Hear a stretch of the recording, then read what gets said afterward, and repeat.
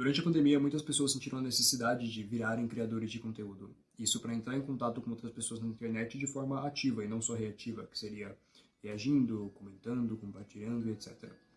Às vezes, só para passar o tempo e dedicar esse tempo a alguma coisa pessoal que fizesse parecer que o mundo não estava morrendo ao nosso redor enquanto a gente estava parado no mesmo lugar. E isso chegou até mim. Mas não foi primeiro com a escrita, foi com desenhos. Só que eu realmente nunca gostei tanto de desenhar, nunca foi algo que me encheu os olhos e que eu queria mesmo trabalhar com isso, ou expor isso ao público. Mas era o que eu sabia fazer, ou pelo menos achava que sabia. Então, comecei por aí a postar coisas na internet. Mas mudou quando um grande querido amigo chamado Vinícius me chamou para participar de uma mesa de RPG baseada em Ordem Paranormal: O Segredo na Floresta. Foi a minha primeira experiência com a criação de um personagem autoral e o desenrolar de uma trama de um personagem autoral. Ordem Paranormal, para quem não sabe, é o RPG, a história autoral do streamer amado e odiado Selbit, mas na época eu não sabia disso, então eu tive um contato e uma experiência que eu considero muito orgânica e positiva com Ordem. Inclusive hoje sou um grande fã, tenho até tatuagem. Depois disso eu tive experiência com outro RPG de mesa, graças ao mestre Igor, que foi o Call of Cthulhu, baseado nos livros de Lovecraft, que também foi super legal e eu criei um personagem que eu considero ainda mais interessante, ainda mais profundo, que eu consegui desenvolver muito melhor, e isso me deu muita vontade de criar. Eu lembro que na época a primeira coisa que eu efetivamente escrevi, fora as histórias dos personagens em off, foi uma fanfic de One Piece, comigo como personagem e outra pessoa especial pra mim. One Piece, inclusive, é a obra da minha vida, tá? Acho que é importante comentar isso pra não parecer estranho. Mas foi a primeira experiência, assim, tentando criar uma historinha ali, colocar no papel, em um documento de fato. Nesse contexto de jogar RPG, eu resolvi que eu devia tentar mestrar uma mesa. Fazer a minha própria proposta de uma história. Narrar. Que é completamente diferente de escrever um livro, mas eu considero muito importante pro processo que eu entraria depois. E foi assim que eu criei o Resgate do Sistema Solar. Uma mesa de RPG focada em super-heróis e vilões. Teve, por base de umas 10 sessões, até menos que isso, e eu recebi feedbacks tanto positivos quanto negativos sobre a experiência de me ter como mestre de uma mesa e sobre a proposta da minha história e tudo mais. Eu queria muito ter levado pra frente, mas infelizmente o CLT não permitiu isso. Mas é uma história que eu tinha bastante paixão, assim, foi a primeira coisa que eu escrevi que eu realmente amei e teve muita influência no que eu viria a escrever depois, que é o ponto em que entraremos agora, o pós-RPG, finalmente escritor. Em 2021, eu entrei em uma central de atendimento, que foi o meu primeiro emprego. Lá eu tive o meu primeiro desenvolvimento como profissional, de fato, nesse mundo de merda capitalista. E eu sou muito grato às experiências que eu tive, mas central de atendimento, para quem já trabalhou com telemarketing, sabe que pode acontecer de você ter um período muito longo de ociosidade e é tudo muito restritivo. Você não pode ter um livro na sua mesa, um caderno, nada, e o computador também é completamente bloqueado. Então, eu olhei para o que eu tinha, que era o Outlook, abri o bloco de notas e comecei a escrever uma história que reciclava muitas coisas, na verdade adaptava muitas coisas do Resgate do Sistema Solar para uma proposta de um romance, de fato. E foi assim que surgiu o querido e conhecido por muitas pessoas, do meu ciclo, obviamente, Bibliotecário da Mãe Natureza. O primeiro livro que eu tentei, e repito, tentei escrever. Quando você digita por muito tempo, mesmo sem ter trabalho para fazer necessariamente, as pessoas naturalmente vão perguntar o que você está fazendo. E a ideia de escrever um livro é muito legal, então obviamente você vai compartilhar. E foi assim que, em 2022, eu comecei a dizer para as pessoas, estou escrevendo um livro. E fiquei conhecido como escritor, mesmo que eu não tivesse ideia do que eu estava fazendo. Veja bem, eu escrevia em notas do Outlook, eu não usava travessão, eu não tinha rascunhos prévios da minha própria história, e eu nem revisava os capítulos, na verdade. Eu revisava talvez a ortografia, né? Algumas questões gramaticais, mas só. Em termos de narrativa, eu ia fazendo, com o objetivo de chegar logo no final e ter uma história completa.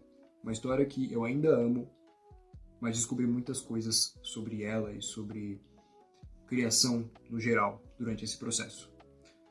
E a principal delas foi graças à internet. E aí eu passei a consumir conteúdo de outros escritores amadores, escritores profissionais, editoras, enfim, pessoas que davam dicas sobre isso na internet, que já tinham alguma experiência.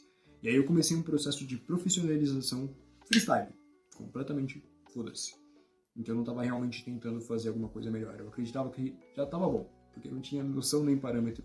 Então eu diria que é uma mistura de ego com ignorância E muita emoção, a emoção de ouvir, você vai publicar no livro e você dizer, sim, sim, eu espero que sim, porque é legal isso, é legal vender a sua história, é legal ter pessoas interessadas no que você está produzindo. Mas isso cria um certo desleixo, porque a realidade é bem mais difícil. Não é só ter uma boa ideia. Parafraseando o Luiz, da editora Elixir, um dos nomes que eu mais gosto de acompanhar e mencionar. Na verdade, eu vou rodar o trecho aqui do que ele diz. Uma ideia é um livro, tanto quanto uma árvore é um piano. Da editora Elixir, eu gostaria de mencionar a editora Ronin, que incentiva bastante o processo da publicação independente. Eles fazem conteúdos muito interessantes sobre isso.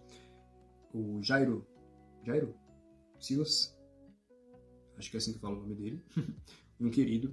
E queria mencionar também a autora Marcela Sanches, autora de Duas Vezes Amor, que em breve publica outro livro, que foi uma das primeiras pessoas a conversar comigo na internet e contar como estava sendo o processo de publicação dela. Uma coisa que eu queria saber diretamente de outros autores no início desse processo, no início dessa carreira, para ter algum embasamento.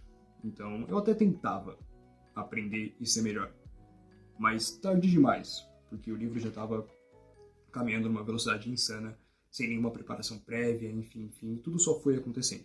Quando eu fui ver, eu já estava postando coisas sobre o livro, fazendo divulgação de um projeto que eu nem sabia em quais moldes deveria ter sido criado. E tá tudo bem. E é por isso que eu digo que é uma mistura de ego com ignorância. Eu queria muito entregar uma história e eu estava confiante de que ela era uma história boa, mas eu não tinha nenhuma base do que era o mercado, do que fazia um bom livro no geral. Eu lia bons livros e eu sabia que eles eram bons livros, mas eu não sabia dizer exatamente o porquê. Eu era bem crítico em relação a questões da trama, por exemplo, formas de executar certos desenvolvimentos de personagem, e eu acho que eu tinha essas noções, mas existe muito mais quando você fala no processo de escrever um livro de fato. E eu faço esse vídeo justamente porque muitas pessoas não sabem disso. Muitas pessoas acham que é história, enfim, que não exige estudo, não exige preparação, não exige leitura crítica, não exige leitura beta, não exige nada. E viver esse choque de realidade foi muito importante para mim. Mas vamos voltar a quando isso aconteceu. O Bibliotecário da Mãe Natureza ficou pronto. E com pronto, eu quero dizer a minha noção de pronto da época. Eu escrevi os 50 capítulos que eu queria e eu concluí a história da forma que eu queria, ou pelo menos achava que queria. Na época, eu tinha 2 leitores beta, que eram o autor da dor, o Ângelo, um querido, e o Guilherme, um querido amigo também. E eu nunca me esqueço que no feedback do Guilherme, o feedback final, ele mencionou como no final eu dei uma acelerada bizarra e não contei mais sobre determinado personagem, não mostrei mais sobre ele, o plot twist ficou meio jogado e várias coisinhas assim que ele apontou com muita sinceridade e gentileza. Ele que também é escritor, também é um leitor assíduo e tudo mais. E eu simplesmente ignorei, porque na época, qualquer detalhe incorreto na trama, qualquer detalhe técnico que estivesse incorreto, não importava mais do que o ânimo de tentar publicar uma história. Eu estava empolgado, eu estava animado, eu queria muito ser um autor publicado. E aí eu passei por cima de várias coisas que são necessárias para isso, que são essenciais. Mas como eu sou teimoso, para entender definitivamente que meu livro não era milagrosamente bom, que não existe caminho mais rápido, caminho mais fácil, caminho mais curto para você entregar coisas profissionais e de qualidade, coisas que eu gosto tanto de consumir, mas produzir é completamente diferente porque é desgastante e leva tempo e sacrifícios e estudo e muita dor de cabeça. Para entender que faltou tudo isso no processo do Bibliotecário da Mãe Natureza, que supostamente eu amava tanto, eu tive que passar por um processo de avaliação de original e receber a negativa de uma editora. Sem muita explicação, eu sabia exatamente o que faltava. Faltava tudo, porque uma boa história não faz um bom livro. E uma boa história não se faz sem carinho e cuidado. E foi assim que o meu primeiro processo como escritor se encerrou no final de 2023. E eu admito como eu fiquei triste, chateado e magoado por essa esperança de que as coisas cairiam do céu. E quando eu digo que sabia exatamente o que tinha de errado com o livro, ou sabia de uma forma geral, é porque assim que eu terminei de escrever a história, eu comecei a consumir conteúdo profissional de fato, de dicas boas de fato. Não que antes fosse algo ruim ou incorreto, só era mais banal na forma de consumo, eu não estava tão concentrado em aprender nada. Queria mencionar 2 criadoras que eu consumi bastante na época, que foi a Barbaridades, maravilhosa, e a Nath Marques, que eu tive a incrível oportunidade de conhecer pessoalmente no final do ano passado, e é uma pessoa maravilhosa. E, enfim, comecei a consumir conteúdo profissional, e cada vez mais que eu consumia, eu entendia o que tinha de errado com o meu livro e o trabalho que daria voltar e consertar tudo do zero. O trabalho de anos, assim. E aí eu percebi que eu não estava disposto e que eu não amava tanto aquela história. E aí eu tive que descobrir se eu realmente queria ser escritor. Se eu realmente queria me profissionalizar nisso aos poucos, sabendo tudo que me custaria. Eu acho que pro grande público ficou parecendo que eu recebia negativo de uma editora e eu desisti, porque eu não queria ser escritor de fato e é isso, minha história não valia a pena. E realmente eu mudei a história, eu fui para algo mais pé no chão a princípio, algo mais fácil, digamos, de contar primeiro, antes da minha primeira proposta, que era bem mais complexa.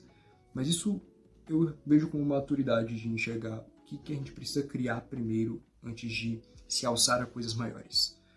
E a primeira vez que eu apaguei um capítulo inteiro de Túmulos de Neve, por exemplo, foi libertador. Claro que isso já aconteceu várias vezes desde então, mas a primeira vez que eu excluí horas de trabalho, porque eu sabia que eu podia fazer melhor e porque eu tinha feedback de como melhorar e tudo mais, foi libertador. Não era a sensação de tempo perdido, e sim de muita coisa ganha. Eu senti o peso desses últimos anos nas minhas costas, me dizendo que eu posso fazer melhor e que eu tenho o conhecimento para fazer melhor. Hoje em dia eu conto, por exemplo, com investimento em leitura crítica. Eu paguei uma leva, não sei de quantos capítulos, acho que foram bem poucos no início, com a Mai, e pretendo contratar mais, porque é muito importante para o processo, de várias formas que eu poderia passar meia hora aqui falando. Eu não sabia disso antes. Eu tenho leitores betas que estão ali para me criticar de fato e apontar coisas que podem ser melhores, para me ajudar a construir e entregar a história que eu quero contar da melhor forma possível. E eu sou muito grato a eles. E estudo, e dedicação, e paciência. Um eu escritor de 2025, e eu quero ver isso no futuro e lembrar, é alguém que cometeu muitos erros e tá tudo bem, porque era um momento de errar mesmo para aprender que há muito mais trabalho a se fazer. E nesse momento, eu não importo quanto tempo leve para entregar uma história boa. Mas eu não quero me prolongar demais. Enfim, é isso. Sigo escrevendo e sigo aprendendo.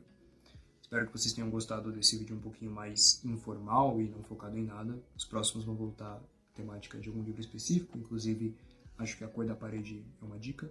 Esse é o novo cenário, inclusive, espero que vocês tenham gostado. Eu tô sem iluminação, inclusive eu tô só com iluminação natural e com o microfone mais fodido para dar esse ar de impessoalidade. Mas é isso. Eu sou escritor. Nada muda isso. Só muda quão melhor eu escrevo. Quão mais eu consigo entregar. E o quão melhor eu consigo ser nesse processo de contar histórias. Que, na minha humilde opinião, é a maior qualidade que as pessoas conseguem ter. Siga o Lusófonos nas outras redes sociais, caso você tenha caído aqui de paraquedas. E seja muito bem-vindo sempre. A gente se vê em breve.